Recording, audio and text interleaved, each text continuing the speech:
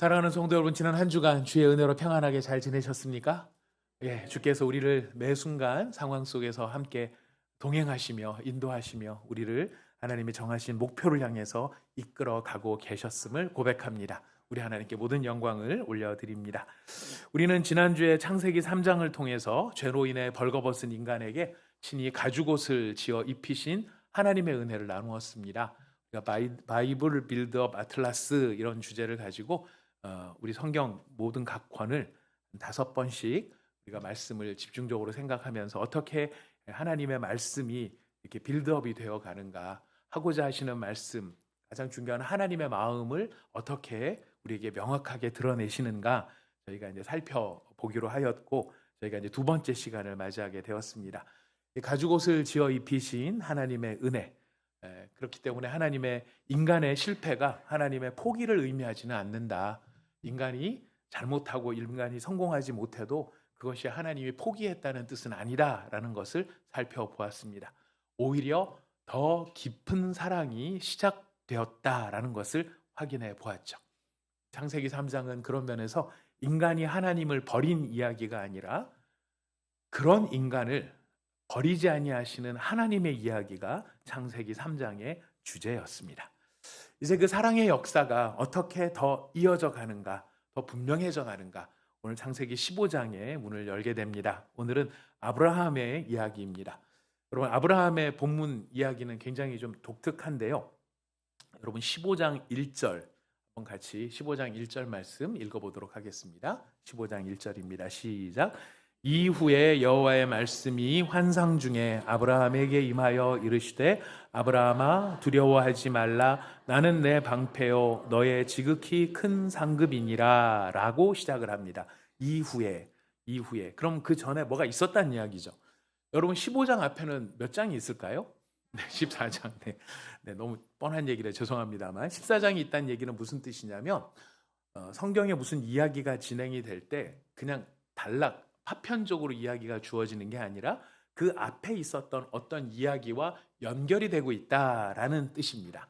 그래서 15장 앞에 분명히 14장이 있었는데 이후에라고 시작하는 걸 보니까 어떤 사건이 그 앞에 있었던 것을 우리로 하여금 기억하게 하는 것이죠. 앞에 무슨 일이 있었느냐면요, 아브라함이 조카 롯이 이게 국제적인 전쟁통에 롯이 포로로 잡혀가 버립니다. 이야기를 아브라함이 들었습니다. 아브라함 이야기를 듣고 내 조카를 잡아갔다고?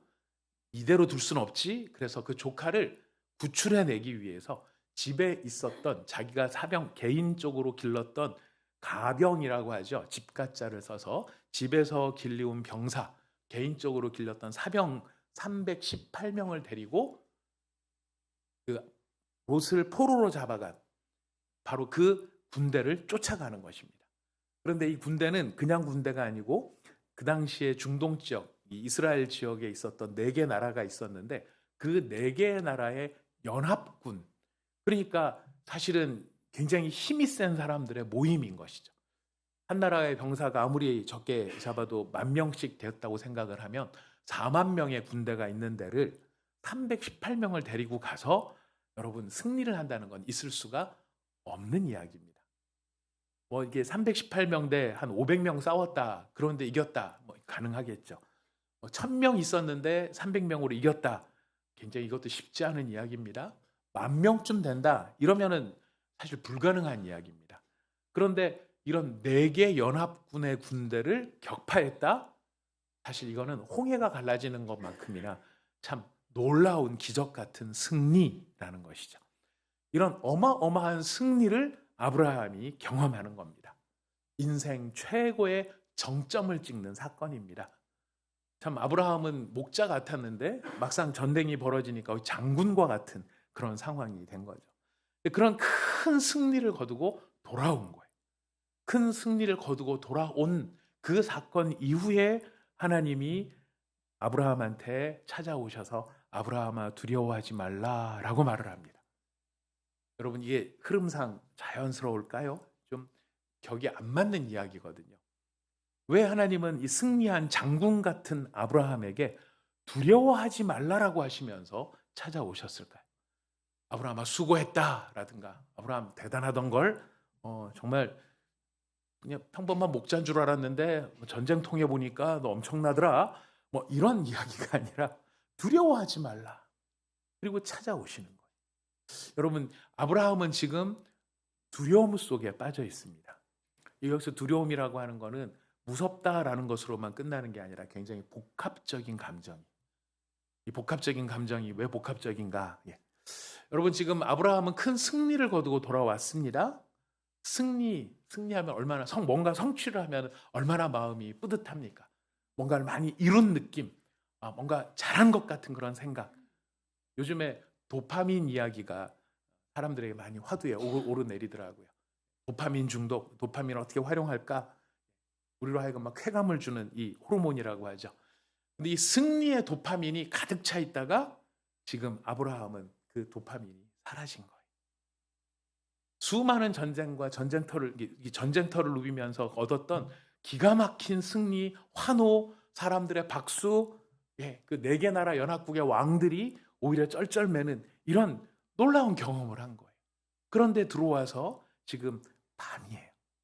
홀로 텐트 안에 남겨져 있습니다. 아브라함이 살던 베두인 천막 같은 그런 텐트 안에 아브라함이 지금 밤에 깨어 있는 것이, 깊은 허무와 그의 마음을 사로잡는 두려움, 이런 것들이 지금 아브라함의 마음을 채우고 있는 것입니다. 전쟁은 이겼는데 현실은 그대로예요. 어떻게 그대로인가? 여전히 자식은 없고 자기의 몸은 늙어가고 주변의 적들은 어떻게 보복해 올지 모르는 상황입니다. 사랑하는 여러분, 우리도 이런 경험들을 간혹 할 수 있지 않습니까? 뭔가 참 좋은 성취를 이루어서 뭔가 했다 생각이 되는데 하고 난 다음에 허전해요. 허무함이 있을 수 있어요. 제가 고등부 때 고등부 회장을 했고 고등부 총무를 했던 제 친구가 있었어요. 근데 가을 되면 문학의 밤 뭐 이런 것들을 예전에는 많이 했거든요. 그 친구가 그 모든 거를 이제 다 총무로서 주관을 했어요. 그래서 너무너무 잘 끝났어요. 박수 치고 박수 받고 막 서로 너무너무 잘했다 그랬어요. 그리고 이제 집에 돌아가는 길입니다. 집에 돌아가는데 제가 그 친구한테 야, 너무 수고 많았다. 너 너무 애썼다. 그랬더니 그 친구 입에서 은수야, 술 한잔 하고 싶다. 평소에 좀 했던 모양이죠. 그 친구는 술 한잔 하고 싶다 그러는 거예요. 야, 왜? 그랬더니 그냥 몰라. 다 끝났는데 좀 너무 막 허전해. 뭔가 좀 너무 허무해. 막 이런 생각이 드는 이런 얘기를 하더라고요. 그래서 뭐 그 친구가 제일 애를 많이 썼기 때문에 아마 그 친구가 그런 감정을 제일 많이 느끼지 않았나 모르겠습니다. 여러분, 이런 상황들 우리도 경험하지 않습니까? 그리고 남들 보기에는 우리가 다 좋아 보일 수 있고 또 믿음도 좋아 보이기도 하고. 근데 홀로 있을 때, 내가 혼자 있을 때, 캄캄한 밤에 우리는 어쩌면 미래에 대한 불안, 알 수 없는 두려움, 현실에 대한 여러 가지 걱정, 이런 것들 때문에 잠 못 이루는 밤을 우리가 경험할 수도 있습니다. 예전에 혹시 그런 걸 경험했을 수도 있고요. 지금 경험할 수도 있고 어쩌면 미래에 우리가 이런 자리에 놓일 수도 있습니다. 혹시 그런 때가 있다면 우리 주님께서, 성령님께서 오늘 창세기 15장의 말씀을 그때 또렷하게 생각나게 해주시는 복이 있으시기를 바라겠습니다. 여러분, 시나리오는 이렇게 흘러갑니다. 시나리오가 아니죠. 씬이라고 해야 되겠죠. 장면이 이렇게 흘러갑니다. 이 창세기 15장은 4개의 씬으로 구성이 되어 있습니다. 한 이야기 같으로 쭉 갔지만 여기 이게 막 그림 모양이 달라지거든요. 자, 첫 번째는 밤이 깊은 아브라함의 천막 안이에요. 아브라함의 천막 안에서 하나님이 아브라함을 찾아오셔서 말씀하십니다. 나는 너의 방패요, 너의 지극히 큰 상급이다 라고 이야기를 하십니다. 아담한테 하나님이 찾아가신 것처럼 두려움 가운데 있는 아브라함을 하나님이 찾아오신 거예요. 찾아오셔서 두려워하지 말아라 라고 위로해 주시는 것입니다. 그러면서 나는 너의 방패고 너의 지극히 큰 상급이다. 여러분, 이런 말을 들으면 나는 방패다, 큰 상급이다, 이런 말을 들으면 뭔가 좀 굉장히 좋을 것 같은데 아브라함의 반응은 생각 바깥으로 시큰둥합니다. 그리고 약간 오히려 그 말씀에 대해서 조금은 따지는 듯한 느낌이 들어요. 2절을 한번 보실까요? 2절 말씀입니다. 읽어봅시다. 시작. 아브라함이 이르되 주 여호와여 무엇을 내게 주시려 하나이까? 나는 자식이 없사오니 나의 상속자는 이 다메섹 사람 엘리에셀이니이다. 내가 너의 큰 상급이다. 아브라함아 두려워하지 말아라. 이렇게 얘기하시는데 아브라함은 정작 하나님의 대고 하나님에게 그렇게 말씀하시는 하나님의 면전에서 하나님 뭘 주시고 싶으세요? 주신 게 뭐가 있나요? 하나님이 저한테 뭘 해주셨죠? 아유 그냥 제가 아무런 씨앗이 없는데 후손이 없는데 여러분 창세기 3장에서 여인의 후손 seed of woman 말씀드렸습니다. seed가 굉장히 중요한 창세기의 주제어예요. 지금 아브라함도 하나님 앞에 후손이 없음에 대한 이야기를 하고 있습니다. 이렇게 하는 이야기의 이 뜻이 왜 이런 이야기를 할까요? 아브라함은 지금 그의 시선은 그의 마음은 그냥 캄캄한 밤, 어두운 밤, 아브라함이 거처하고 있는 천막 안, 그 안에 뭐 화롯불을 피워놨을지 모닥불을 피워놨을지는 모르겠습니다만은 그 추운 사막의 광야의 밤, 그 밤에 아브라함의 시선은 생각은 텐트 안에 꽉 차 있는 것입니다. 자신의 시선은 자신의 늙은 몸만 보이는 거예요. 내가 지금 청년도 아니고 팔팔한 나이도 아니고 나는 이제 늙었는데 그리고 그 밤에 텐트는 적막한 것입니다. 조용한 것입니다. 조용한 속에 아무도 없는 조용한 속에 자신의 한계만이 아브라함한테는 보이는 것이죠. 하나님 참 말씀은 고맙습니다만 제 현실을 한번 하나님도 한번 봐주세요. 제가 봤을 때는 제가 데리고 있는 이 종 다메섹 사람 엘리에셀 이 사람을 내 후계자로 빨리 앉히는 거 이게 유일한 답이라고 저는 생각합니다. 여러분 이거는 아브라함의 불신앙이라고 저는 생각하지는 않습니다. 불신앙적인 이야기가 아니라 사실은 지극히 현실적인 인간의 한계인 것이죠. 우리들도 그런 경험을 자주 합니다. 저도 그런 경험을 자주 합니다. 내 경험의 한계 안에서 내 손에 잡혀있는 자원의 한계 안에서 내 상황의 한계 안에서 내가 두드리고 있는 계산기의 한계 안에서 그 한계라는 천막 안에서 하나님을 생각하는 것입니다. 그리고 그 하나님을 그 천막 사이즈 정도로 제한을 합니다. 그러면서 하는 이야기가 아유 내 형편에 무슨 요즘 아이들 잘 쓰는 말이 있죠. 이번 생은 틀렸어. 뭐 이런 생 이번 생은 틀렸어. 이번 생은 틀렸어. 하나님 이번 생은 아닌 것 같습니다. 지금 이렇게 이야기를 하고 있는 것입니다. 여러분 지금 아브라함이 14장의 한 전쟁이 사실 이 상당한 거거든요. 왜냐하면 우리 14절을 한번 읽어볼까요? 14장 14절 읽어보겠습니다. 시작. 아브라함이 그의 조카가 사로잡혔음을 듣고 집에서 길리고 훈련된 자 318명을 거느리고 단까지 쫓아갔다. 단까지 쫓아갔다. 단이라고 하는 것은 우리로 말하면 지금 아브라함이 김천이나 여기 요 언저리쯤 살고 있는데 지금 조카를 찾으려고 어디까지 지금 막 쳐들어 올라갔냐면 신의주까지 올라간 거예요. 몰고 올라간 거예요. 우리 대한민국에서는 백두와 한라 이렇게 해서 우리나라 처음과 저 위에와 아래를 표현하지 않습니까? 근데 이스라엘 사람들은 단에서부터 부엘세바까지 이것이 이스라엘의 한계예요. 그러니까 지금 제일 남쪽이 부엘세바고 제일 북쪽이 단이에요. 지금 아브라함이 어디까지 올라갔냐면은 단까지 쫓아 올라간 거예요. 얼마나 맹렬하게 추격을 하고 강하게 몰아붙였는지 거기 가서 다 찾아가지고 옵니다. 다 찾아가 오면서 여러분 어떤 일이 벌어지느냐면 아마 성경을 읽어보셨기 때문에 아시겠지만 거기에서 멜기세덱을 만납니다. 하나님의 거룩한 종 멜기세덱, 살렘의 왕을 만납니다. 그래서 그 멜기세덱한테 11조를 드립니다. 전리품의 11조. 그리고 두 번째 왕을 만나는데 두 번째 왕은 소돔 왕이에요. 소돔 왕한테는 소돔 왕의 것을 그냥 다 줘버립니다. 자기가 다 전리품을 얻었기 때문에 소돔 왕이 말합니다. 야, 그 다 너 가져라. 그랬더니 지금 아브라함이 노라고 이야기를 해요. 우리 23절을 한번 읽어볼까요? 23절 시작. 내 말이 내가 아브라함으로 치부하게 하였다 할까 하여 내게 속한 것은 실 한 오락이나 들매끈 한 가닥도 내가 가지지 아니하리라. 소돔 왕한테는 나 네 거라면은 실오라기 하나 신발끈 하나 내가 너한테는 받지 않겠다. 난 너한테 손을 턴다. 대신 우리 젊은 애들이 먹은 건 있다. 그 먹은 것만 내가 처리를 하겠고 나머지는 다 너한테 돌려주겠다. 멜기세 살레망한테는 그렇게 11조를 드리면서 하나님께 영광을 올려드렸는데 소돔왕, 이때는 소돔과 고모라가 멸망하기 전입니다. 이런 걸 보면은 이 소돔 왕에 대해서 아브라함이 좀 됨됨이를 알고 있었던 것 같아요. 다 털어버린 거, 손을 다 털어버린 겁니다. 근데 하나님께서 지금 나타나셔서 말씀하시는 거예요. 아브라함아, 네가 손을 다 털었냐? 네 손이 비어 있냐? 지금 네가 가진 게 아무것도 없이 그냥 돌아왔냐? 그러나 내가 너의 상급이다라고 이야기해요.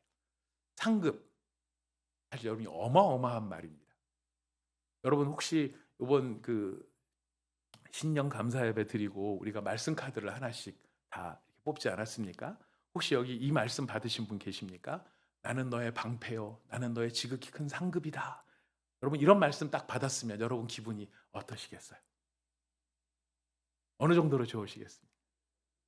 하늘만큼 땅만큼 정말 그렇게 좋으셨다면 정말 잘 의미를 아신 겁니다. 내가 너의 큰 상급이다, 이거를 우리식으로 표현하면 이거예요. 나는 네 거다. 나는 네 거다. 여러분 이거는 뭐 연인 사이에서 한참 막 서로 연애 감정이 클 때 내가 가진 모든 건 다 네 거야, 뭐 이제 이렇게 표현할 때 나 자신이 네 거야, 나는 네 거야, 이렇게 표현하는 거죠. 만약에 삼성의 이재용 회장님이 찾아오셔가지고 김은수 목사님, 저는 제 것입니다 얘기하시면 징그럽습니다 회장님, 좀 떨어지시죠, 뭐 이렇게 얘기할까요? 나는 네 거야 이렇게 얘기하는 게 사실은 굉장한 이야기가 되는 것이죠. 하나님이 가진 모든 소유와 하나님이 가진 모든 계획이 아브라함으로 모아지고 있다라는 거예요. 이렇게 어마어마한 이야기를 하고 있지만 아브라함은 그 이야기가 와닿지 않는 거예요.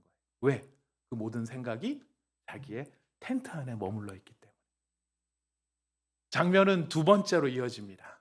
하나님께서 이런 아브라함의 손을 잡아 이끄십니다. 우리 5절 말씀을 한번 읽어보겠습니다. 15장 5절 말씀 시작. 그를 이끌고 밖으로 나가 이르시되 하늘을 우러러 무별을 셀 수 있나 보라. 또 그에게 이르시되 내 자손이 이와 같으리라. 하나님께서 아브라함의 손을 잡아 이끌어 나가시는 거예요. 그를 이끌고 밖으로 나가서 보게 하시는 겁니다. 지금 아브라함은 고개를 숙이고 있는 거예요. 자기 발만 보고 있는 거예요. 자기 텐트만 보고 있는 거예요. 자기 내가 지금 보고 있는 그 현실만 보고 있는 거예요. 근데 그 답답한 천막으로부터 아브라함을 이끌고 나가셔서 하나님은 광활한 하나님의 세계 앞에 아브라함을 세우시는 겁니다. 하늘을 우러러 뭇별을 셀 수 있나 보라. 재작년에 우리 온사랑의 교회 청년부들과 함께 몽골로 단기 선교를 다녀왔습니다. 저는 안타깝게도 마지막 날까지 잊지 못하고 그 전날까지만 열심히 사역만 열심히 하고 저는 돌아왔습니다. 우리 청년부들 얘기를 들어보니까 사역을 다 끝내고 그 다음 하루 남은 날 국립공원에 가서 1박을 했다고 하더라고요. 1박을 하니까 막 그 청년들이 올라오는 사진이나 막 보니까 막 감격에 차 있어요. 와, 하늘에서 별이 쏟아진 게 이런 거구나. 이 어마어마한 별 밑에 내가 얼마나 초라하고 작은가, 이런 걸 또 느꼈다, 이런 이야기가 있더라고요. 그래서 제가 그 얘기를 들으면서 그래, 나는 사역 새 빠지게 하고 돌아왔는데 주의 은하수를 못 봤나이다. 마음의 소망이 있나이다. 우리 온사랑의 교회 모든 성도들이 다 함께 몽골로 단기 선교 가서 국립공원에서 이설교하게 하여 주시옵소서, 이런 마음의 소망이 생겼습니다. 그 광활한 하나님의 자연 앞에 어디 몽골뿐이겠습니까? 좀 좋은 데가 얼마나 많습니까? 우리 호주에서 오신 우리 자매님도 계시는데 호주도 얼마나 또 땅 자체도 광활하고 또 미국에서도 자주 또 경험하시는 분들도 계시잖아요. 그런 별이 쏟아질 것 같은 하나님의 창조 앞에 서는 거예요. 전능하신 하나님 앞에 보는 것입니다. 고개를 숙였던 아브라함이 고개를 들어 하늘을 바라보는 것입니다. 그 압도적인 하나님의 창조 세계 앞에 아브라함의 생각이 열리는 것이죠. 깨닫습니다. 뭘 깨닫을까요? 하나님의 약속은 나의 늙은 몸에 근거하는 것이 아니구나. 하나님의 약속의 성취는 저 별들을 만드신 하나님의 전능하심 가운데 이 약속의 성취가 있는 것이구나. 아브라함의 마음속에 설명할 수 없는 확신이 밀려 들어오는 것입니다. 하나님은 텐트에서 아브라함을 끌어내서 하늘의 별 앞에 세우신 것이죠. 그렇게 솟아오른 믿음, 여러분 6절 말씀입니다. 6절 읽어보겠습니다. 시작. 아브라함이 여호와를 믿으니 여호와께서 이를 그의 의로 여기셨다. 여러분, 아브라함의 마음속에 하나님을 믿는 믿음이 솟구쳐 오르기 시작하고요. 하나님은 그 믿음을 보고 아브라함의 의라고, 여호와를 신뢰하는 그 믿음을 아브라함의 의로움이라고 여겨주신 것이죠. 사랑하는 성도 여러분, 믿음은요, 내 상황을 묵상하는 것이 아니더라고요. 텐트 안에서, 내가 안에 있는 텐트 안에서 내 상황을 묵상하는 게 믿음이 아니라, 성경이 말하는 믿음은 시선을 돌려 하나님을 바라보는 것, 이것이 믿음인 것입니다. 텐트 안에는 나의 한계 속에서 갖는 한계와 절망과 두려움뿐이었다면 텐트 밖에는 별들이 빛나고 있는 것입니다. 별이 빛나는 밤에 주님은 별이 빛나는 밤에 아브라함의 믿음을 일으키셨습니다. 그리고 하나님은 약속하십니다. 이 아브라함의 믿음이 꽉 차올라온 이 상황 속에 약속을 하자. 이제 너랑 나랑 약속을 하자. 내가 너에게 이렇게 하겠다라는 약속을 우리가 하자라고 이야기를 하십니다. 그리고 그 밤이 지나고 날이 밝았습니다. 낮이 되었습니다. 저는 이야기가 여기서 끝났으면 얼마나 좋았을까라는 생각을 해봐요. 별을 보고 막 황홀한 가운데, 맞아, 내 몸이 문제가, 내 환경이 문제가, 내가 늙었다는 게 문제가 아니지, 전능하신 하나님이 지금 모든 것을 하시는데 하면서 아름답게 끝났더라 그러면 좋을 텐데, 이야기는 낮으로 이어집니다. 별을 보고 믿음을 회복한 아브라함에게 하나님은 언약을 맺게 하십니다. 그러면서 재물을 준비하게 하세요. 재물이요, 기가 막혀요. 3년 된 암소, 3년 된 염소, 순양, 집비둘기, 그 다음에 산비둘기, 그리고 집비둘기 새끼. 이 5종류의 재물은요, 레위기에 나오는 모든 재물들 다 종류별로 다 모은 거예요. 3년 된 암소, 암염소, 순양, 산비둘기, 집비둘기 새끼까지. 그리고 그걸 전부 다 반으로 쪼개 넣으라고 얘기해요. 비둘기는 너무 작으니까 쪼개지 않고 비둘기 2마리를 서로 쪼갠 것처럼 마주보게 합니다. 나머지는 다 쪼갭니다. 어떻게 쪼갤까요? 이렇게 쪼개는 거예요. 이렇게 쪼개는 거예요. 이렇게 쪼개 놓는 거예요. 이렇게 쪼개는 게 아니고 이렇게 쪼개 놓는 겁니다. 아브라함은 순종합니다. 여러분, 쪼개놨나 보다 재미없어요. 상상을 해보십시오. 이 재물을 쪼개는데 골라야 돼요. 그리고 또 얘네들을 하나하나 죽여야 돼요. 그리고 그거를 이렇게 쪼개야 돼요. 지금 같으면은 냉동시켜가지고 이 기계에다가 집어넣고 쫙 쪼개면은 쉽겠죠. 근데 냉동고도 없고 톱니도 없어요. 다 칼로 쪼개야 되는 거예요. 여러분, 암소 한 마리 쪼개놓고 나면 그 다음에 또 염소 쪼개야 돼요. 순양 쪼개야 돼요. 하루 종일 걸리는 일이. 11인내가 진동을 합니다. 그 내장을 꺼내야 됩니다. 또 이런 것들을 치워야 됩니다. 여러분, 근데 문제가 생겼습니다. 무슨 문제일까요? 하나님이 바로 오시지 않더라는 거예요. 재물은 이렇게 어쨌든 아침부터 준비해서 한낮을 지나면서 그 뜨거운 태양 아래 피비린내가 진동하는 상황 속에 열심히 준비해놨는데 하나님은 오시지 않고 불청객이 찾아옵니다. 누가 찾아왔을까요? 우리 11절로 가보겠습니다. 우리 11절 읽어보겠습니다. 시작. 솔개가 그 사체 위에 내릴 때에는 아브라함이 쫓았더라. 저는 사실 창세기 한 100번까지는 아니겠지만 굉장히 많이 읽었던 것 같아요. 이 장면도 수도 없이 읽었던 것 같아요. 그러면서 솔개가 그 사체 위에 내릴 때 아브라함이 쫓았다, 이야기 그냥 늘 여상이 넘어갔습니다. 근데 가만히 음미를 해보니까 여러분, 여기에 우리 인생에, 우리 신앙인들의 믿음의 어떤 장면들이 여기에 있는 것을 발견을 하게 되었습니다. 여러분, 한번 상상해 보십시오. 지난밤에 하늘의 별을 보고 가슴이 벅차 올랐습니다. 하나님께서 말씀하시는 그 은혜로운 약속이 금방이라도 실현될 것 같은 그런 확신이 그의 마음에 가득했던 것입니다. 자, 그런데 그렇게 가슴 벅찬 밤이 지나고 지금 아브라함이 마주하는 현실은 전혀 낭만적이지 않은 거예요. 뜨거운 땡볕 아래서 파리떼는 꼬이고 솔개들은 날아드는 겁니다. 하나님께 드릴 재물을 뜯어 먹으려고 달려드는 겁니다. 아브라함이 어떻게 합니까? 뭘로 쫓았는지는 모르겠어요. 지팡이를 휘둘렀는지 그의 겉옷을 휘둘렀는지는 모르겠어요. 필사적으로 그 새들을 쫓는 것입니다. 이거는 여호와께 드리는 것이다. 이건 하나님께 드리는 것이다. 동분서주하는 아브라함을 보게 되는 거예요. 여러분, 우리가 은혜 받고 아멘 하고 세상에 나가면 응답이 금방 오던가요? 어떤 거는 금방 오는 게 있어요. 하지만 대부분은 기다림의 시간이 필요합니다. 기다림의 시간이 필요합니다. 그동안에 뭐가 날아드나요? 솔개가 날아드는 거예요. 어떤 솔개들입니까? 의심이라는 솔개가 날아듭니다. 정말 하나님이 계실까? 어젯밤에 받은 약속이 사실일까? 염려라는 솔개가 날아듭니다.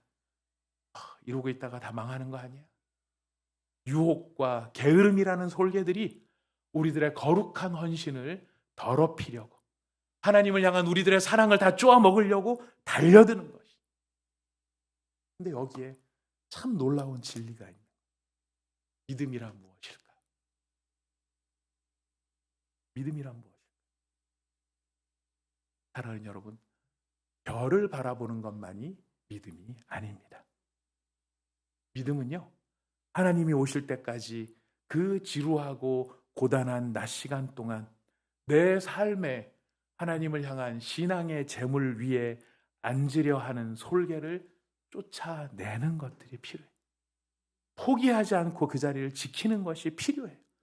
솔개들을 쫓아내기 위한 지루한 싸움들이 믿음의 싸움이 되는 것입니다. 사랑하는 여러분, 기도 가운데 응답이 더디어서 지쳐 계십니까? 혹은 솔개를 쫓고 있는 그런 삶의 여정들을 지나가고 계십니까? 참 잘하고 계십니다. 참 잘하고 계십니다. 여러분, 하나님은 반드시 오십니다. 그런 재물들을 지키기 위한 아브라함의 지난한 투쟁이 지나가고 있습니다. 이제 다시 해가 집니다. 해가 지고 다시 캄캄한 밤이 찾아왔습니다. 아브라함은 아침 일찍 일어나서 재물을 준비했죠. 재물 위에 내려오는 솔개들과 싸웠죠. 여러분, 재물을 잡는데 아브라함이 가병이 318명이나 되니까, 병사가 318명이나 되니까 집안 식구들이 꽤나 많았을 것 같아요. 그 재물 누가 잡았을까요? 소를 잡고 염소를 잡고 순양을 잡고 하는 걸 누가 했을까요? 아브라함이 해야 돼요. 종들한테 시킬 수 없는 일이에요. 좀 잡아봐. 재물 드려야 되니까 잘 좀 잡아봐. 이럴 수가 없어요. 왜요? 예배는 내가 드리는 거예요. 하나님을 향하는 예배는 내가 드리는 거예요. 내가 준비해야 되는 거예요. 남이 드려줄 수 없는 거예요. 아무리 아브라함이라 할지라도 하나님께 드리는 자신의 예배를 남한테 맡길 수 없는 거죠. 자신이 준비하는 겁니다. 소를 잡고 피를 흘리고 가죽을 벗기고 그 칼로 소의 뼈를 가르고 나가는 거예요. 얼마나 힘든 과정이 재물을 바치는 거예요. 여러분, 레위기에도 이거는 등장하는 이야기입니다. 재물, 하나님께 제사를 드리기 위해 재물을 옵니다. 그러면 그 재물을 제사장이 잡아주는 게 아니에요. 제사장은 그냥 옆에서 도와주는 헬퍼예요. 짐승을 죽여야 되는 것도, 가죽을 벗겨야 되는 것도, 장을 드러내야 되는 것도 다 제사 드리는 사람이 자기 손으로 해야 돼요. 예배는 쇼가 아니에요. 예배는 구경하는 게 아니에요. 예배는 내가 살아계신 하나님을 향하여 내 자신을 드립니다라고 나 자신이 나가야 되는 거예요. 하루 종일 이런 일들을 준비한 아브라함, 사실 기진맥진한 거죠. 여러분, 어떤 일이 벌어졌는지 아십니까? 12절 말씀 읽어보겠습니다. 12절 말씀 한번 같이 읽어봅시다. 시작. 해질 때에 아브라함에게 깊은 잠이 임하고 큰 흑암과 두려움이 그에게 임하였더니, 해질 무렵쯤 돼서 아브라함은 완전히 녹초가 된 거예요. 자기 손가락 하나 까딱할 수 없을 만큼 무기력한 상태가 되었습니다. 깊은 잠 가운데 들어가. 그리고 하나님의 임재를 나타내는 큰 흑암과 두려움이 지금 아브라함을 감싸고 있는 것입니다. 아브라함은 손가락 하나 까딱할 수 없는 무기력한 상태가 되었는데 그 놀라운 그 아브라함의 무기력과 놀라운 칠흑 같은 어둠 사이에 드디어 하나님이 나타나십니다. 여러분 17절 말씀 하나님이 이렇게 나타나시죠. 읽어보겠습니다. 시작. 해가 져서 어두울 때에 연기 나는 화로가 보이며 타는 횃불이 쪼갠 고기 사이로 지나가더라. 여러분 고대 근동 중동 지방에서 있었던 이야기. 계약을 맺을 때 아마 잘 아실 겁니다. 재물을 놓고 계약을 하죠. 우리는 도장을 찍고 거기다가 단서 조항 같은 걸 달고 도장을 찍고 이러면서 계약을 하지만 중동 사람들, 고대 지방의 고대 근동 사람들은 그런 종이, 지금 같은 종이도 없을 때예요. 어떻게 계약을 맺었느냐? 짐승을 이렇게 쪼개놓고 세워놓습니다. 그리고 계약을 하는 당사자 두 사람이 그 사이를 지나갑니다. 서로 손을 붙잡고 이 사이를 지나가면서 약속을 하는 겁니다. 무슨 의미일까요? 약속을 깨트리는 날엔 어떻게 되리다? 이 꼴 난다 이거예요. 지금 약속을 하고 있는데 약속을 어기면 이 짐승처럼 죽을 것이다. 쪼개져 죽을 것이다. 이건 생명을 건 약속이에요. 생명만 건 게 아니라 저주의 맹세예요. 약속을 어기면 반드시 이 짐승처럼 쪼개질 것이다. 그리고 이 재물 사이를 당사자들이 지나가는 건데 놀랍게도요. 여러분 이 재물은 아브라함이 준비했지만 준비된 재물 사이는 아브라함은 지나가지 않습니다. 아브라함은 잠들어 있습니다. 오직 타는 횃불로 나타나신 하나님의 임재만이 홀로 그 쪼개진 고기 사이를 지나가고 계십니다.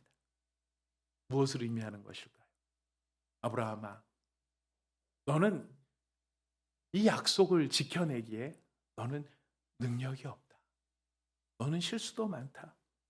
그런데 만약 네가 능력도 없고 실수도 없어서 이 계약을 깨트리게 된다면 그때 너를 쪼개지 않고 내가 대신 쪼개지겠다.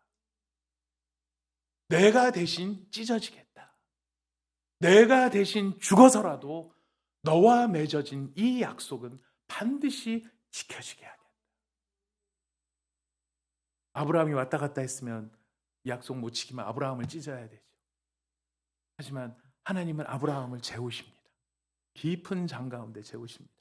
저는 이 말씀 본문을 읽으면서 얼마나 감격스럽고 신비했는지 모릅니다. 우리는 영과 육으로 구성되어 있는데 어떤 사람들의 경험에는 영이 어디 있어? 영이 존재가 뭐야? 실체가 뭐야?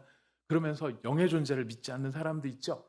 근데 우리는 크리스찬들은 영과 육이 있음을 알고 있습니다. 거기에 인간의 의식과 무의식이 있습니다. 여러분 우리는 현실이 있고 우리가 경험할 수 없는 비현실적인 무엇인가 초월적인 것이 있어요. 지금 아브라함은 깊이 잠들어 있어요. 아브라함은 잠들어 있지만 그의 영과 무의식 이 모든 세계가 다 깨어져 있는 거예요. 하나님은 하나님 앞에서 초월하신 하나님 앞에서는 우리가 가진 한계가 통하지 않는 거예요.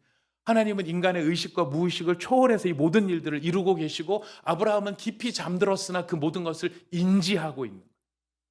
하나님이 어떻게 하고 계시는지 인식하고 있는 거예요. 초월하신 하나님의 일하심이 잠들어 있는 아브라함한테 고스란히 느껴지는 거죠. 그러면서 하나님의 일하시는 신비가 깨달아지는 것입니다. 하나님이 혼자 이 길을 걸으시는구나. 일방적으로 지금 나에게 이 약속을 이루시겠다고 선포하고 계시는구나.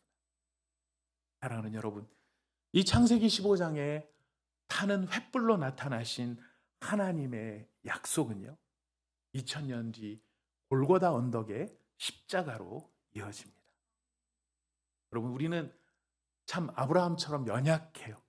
수도 없이 다짐하고 바로 깨트려요. 내가 내일부터는 반드시 이렇게 하겠다라고 해놓고 바로 깨트려요. 그래서 우리는 희한한 어법을 만들어냈죠. 내일부터라는 어법을 만들어냈습니다. 나는 다이어트를 하겠다. 언제부터요? 내일부터. 무슨 뜻입니까? 지금은 먹겠다 이런 뜻이죠. 아주 지혜로워요. 우리 아이들도 보면 공부를 내가 열심히 하겠습니다. 내일부터. 우리는 이렇게 교묘한 존재들이에요. 약속도 어겨요. 솔개도 쫓아내지 못해요. 의심 속에 살아가는지 모릅니다. 자주 넘어집니다. 그러면 심판을 받아야 되는 것은 우리 자신이에요. 그럼 하나님은 어떻게 하셨습니까? 약속대로 행하셨습니다. 예수님이 십자가를 지시는 그날 대낮인데도 불구하고 정오인데도 불구하고 흑암이 임합니다.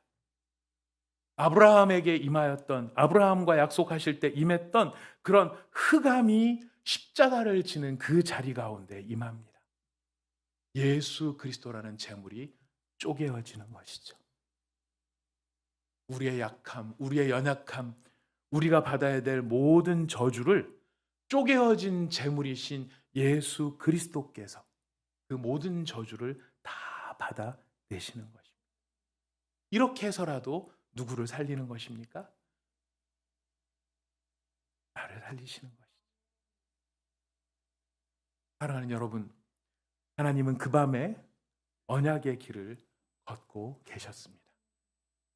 아브라함에게 임하셨던 그 언약에 약속하셨던 그 언약을 위해 하나님은 언약의 길을 한 걸음 한 걸음 그 재물 사이를 홀로 지나가셨습니다. 우리는 오늘 창세기 15장의 긴 밤을 함께 걸어왔습니다. 이틀, 두 번의 밤이 지나갔습니다. 텐트 안에서 시작되었던 두려움, 적막함, 미래에 대한 염려와 걱정, 나는 점점 늙어가고 내가 할 수 있는 일은 없어지는 것 같은데 아무것도 된 것은 없어 보이는 이런 상황 속에 과연 무엇이 내 삶 속에 이루어질까라고 하는 수없는 생각이 아브라함의 마음을 사로잡고 있었을 때 하나님은 그를 이끌어내셔서 하나님의 전능하시고 광활하신 은혜 아래 세우셨습니다. 그리고 아브라함은 그 별을 보며 다시 살아납니다. 하지만 살아난 그 믿음으로 끝난 게 아니라 뜨거운 낮 동안 솔개를 쫓아내는 지루한 싸움을 하게 되었고, 그리고 마침내 아브라함은 스스로는 아무것도 할 수 없는 깊은 밤을 맞이하게 되었습니다. 아브라함은 지나가지 않았고, 아브라함은 서약하지 않았고, 아브라함은 잠들어 있었습니다. 하지만 하나님은 지나가셨습니다. 쪼개진 고기 사이 저주와 죽음을 상징하는 그 길을 하나님은 홀로 걸어가셨던 것입니다. 이 언약은 우리가 얼마나 단단하냐, 우리가 얼마나 강하냐, 우리가 얼마나 온전하느냐, 여기에 언약의 성취가 달려있는 것이 아니라 나의 신실함과 나의 진실함이 이 언약을 이룰 것이다, 하나님은 아브라함에게 선포해 주신 것입니다. 사랑하는 여러분, 여러분의 삶 속에 기도는 있지만 응답은 없고, 순종은 했지만 상황이 바뀌지 않는, 믿으려고 애쓰지만 이제는 너무 지쳐버려서 아무것도 할 수 없는 그런 자리에 혹시 놓여져 계십니까? 여러분, 그 자리가 하나님이 일하시기 가장 좋은 자리임을 기억하시기 바랍니다. 아브라함이 깊이 잠든 그 밤은 실패의 밤이 아니라 언약이 하나님께로 온전히 완전히 넘어가는 밤이 된 것입니다. 사랑하는 여러분, 언약을 어긴 자가 받아야 될 저주를 언약을 완벽히 지키신 분이 대신 받으셨습니다. 십자가는 인간이 하나님께 드린 희생이 아니라 하나님이 사람을 끝까지 붙드신 증거인 것입니다. 우리 함께 기억합시다. 인간은 잠들어도 하나님은 잠들지 않으십니다. 우리가 아무것도 하지 못하는 밤에도 하나님은 언약의 길을 걷고 계십니다. 그러니 두려워하지 마십시오. 두려워하지 마십시오. 주님이 찾아오셔서 아브라함에게 하시는 말씀, 두려워하지 마라. 두려워하지 마라. 사랑하는 여러분, 우리 인생의 밤에 찾아오셔서 우리에게 나는 너의 큰 상급이다, 나는 너의 것이다 말씀하시는 이 하나님의 사랑이 바로 우리를 향한 사랑임을 선포합니다. 우리를 향한 사랑임을 고백합니다. 아브라함에게 주셨던 이 믿음, 이 믿음을 우리에게 주셨음을 선포합니다. 주님은 우리의 인생의 밤에 일하고 계심을 우리가 담대하게 믿으며 그 사랑을 붙잡고 마침내 승리하는 저와 여러분이 되시기를 축복합니다.